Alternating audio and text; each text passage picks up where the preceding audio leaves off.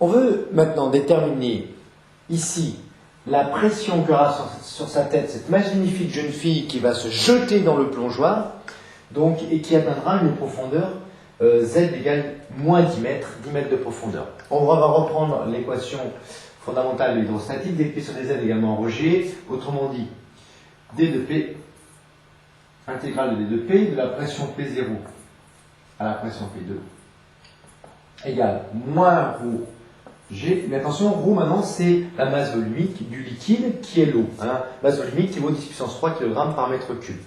Ce qui nous donne moins rho g dz, pardon. Ce qui nous donne, on intègre ici de z égale 0 à z égale moins 10 mètres.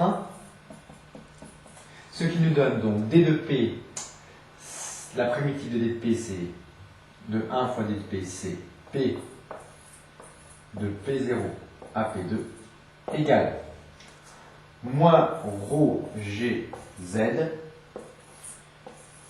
de 0 à z qui vaut moins 10 mètres.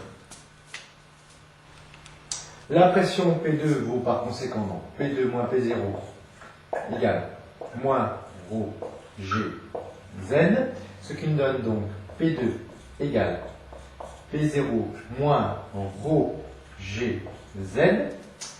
Application numérique, P2 égale 10 puissance 5 moins rho qui est 10 puissance 3 fois g qui est 9,8 fois z qui vaut moins 10, ce qui nous donne pour la pression P2 198 000 pascal. Autrement dit, ça nous donne à peu près 2 fois P0.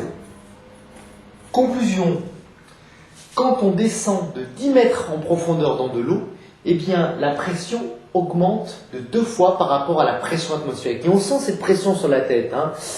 La variation de pression est beaucoup plus importante évidemment dans l'eau que dans l'air.